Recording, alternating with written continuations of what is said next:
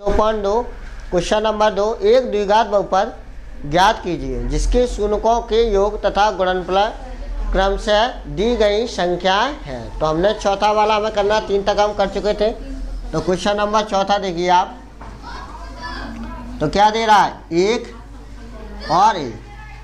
तो हल सॉल्यूशन हल डालो इसका। तो देखो हमें क्या दे रहा है, शून्यों का योगफल कितना है 1 है और शून्यों का गुणनफल कितना दे रहा है 1। तो हम क्या निकाले आता है माना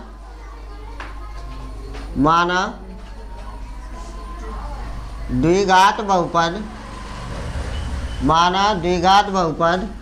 ax² plus bx plus c है तथा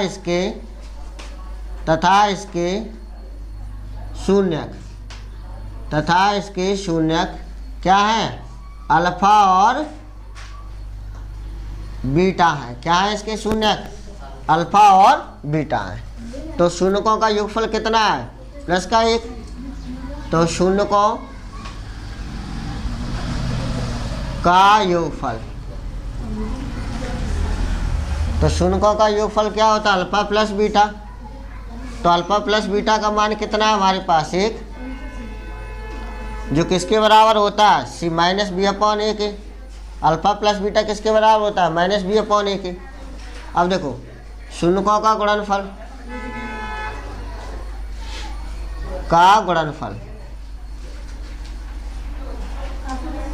तो शून्यों का गुणनफल क्या होता है अल्फा इंटू बीटा, अल्फा गुणा बीटा, जो किसके बराबर होता है c बटे का। तो अल्फा इंटू बीटा का मान हमारे पास कितना है 1 है। कितना दे रहा है 1, और जो किसके बराबर होगा c बटे 1 है। तो इधर भी आप देखो a का मान 1 है और इधर भी देखो a का मान क्या है 1 है। यदि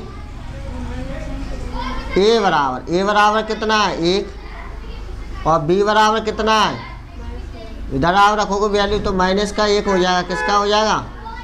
और c का मान हमारे पास कितना है, देखिए आप 1, कितना है c का मान 1। तो हम लिखेंगे अतः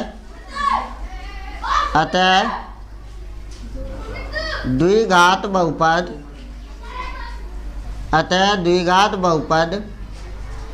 होगा।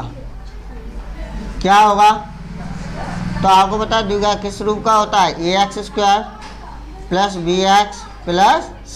तो a का मान हमारे पास कितना है 1, कितना दे रहा है आप 1 का। b का मान कितना है माइनस का 1 गुणा x, और c हमारे पास अचर पद कितना है 1। तो इसका गुणा करोगे तो क्या आएगा x² और 1 माइनस 1 का 1 से गुणा करोगे तो क्या आएगा माइनस का 1, यानी माइनस का 1x प्लस x। तो इस तरीके से हमने ये क्वेश्चन सॉल्व किया। नेक्स्ट इसी तरीके से होगा। अब आप देखिए दूसरे का 5वां, तो -1/4। तो शून्यों का योगफल कितना है माइनस का 1/4 और शून्यों का गुणनफल कितना है प्रोडक्ट ऑफ जीरो कितना 1/4। तो लिखेंगे माना द्विघात बहुपद ax² plus bx plus c है तथा इसके शून्य क्या है अल्फा और बीटा। तो शून्यों का योगफल,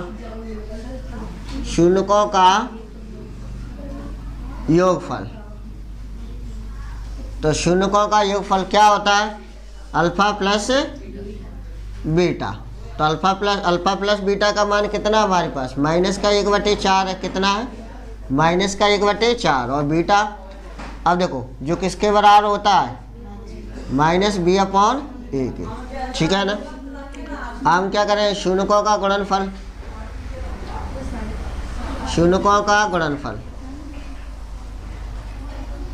तो शून्यों का गुणनफल आपको दे रहा है कितना 1/4। तो अल्फा इंटू बीटा होता है, तो अल्फा इंटू बीटा यानी कितना है शून्यों का गुणनफल 1/4, जो किसके बराबर होता है c बटे 1।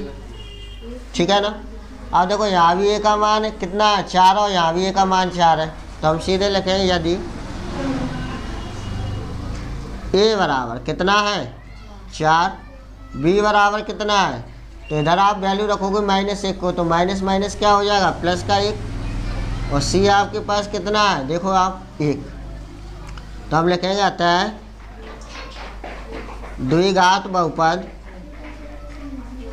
अतः द्विघात बहुपद होगा। अतः द्विघात बहुपद होगा तो क्या होगा, तो किसके रूप का होता है, ये किसके फॉर्म में होता है, A X square plus B x plus सी के फॉर्म में होता है। तो ए का मान हमारे पास कितना है, 4, 4 रख दो एक ही जगह, एक्स का होल स्क्वायर प्लस बी कितना आपके पास, बी आपके पास कितना है 1, ठीक, किसी को भी आप रख दो ब्रैकेट में, उससे कोई इफेक्ट नहीं पड़ेगा, मल्टी ही होगा। और सी का मान कितना है, तो 4 का एक्स से करोगे तो 4x स्क्वायर कितना हो जाएगा, तो इधर आप क्या करोगे, गुणा करोगे, तो 4 का करोगे तो 4x स्क्वायर और 1 का करोगे 1x और प्लस 1 शून्यकों का योगफल। तो देखो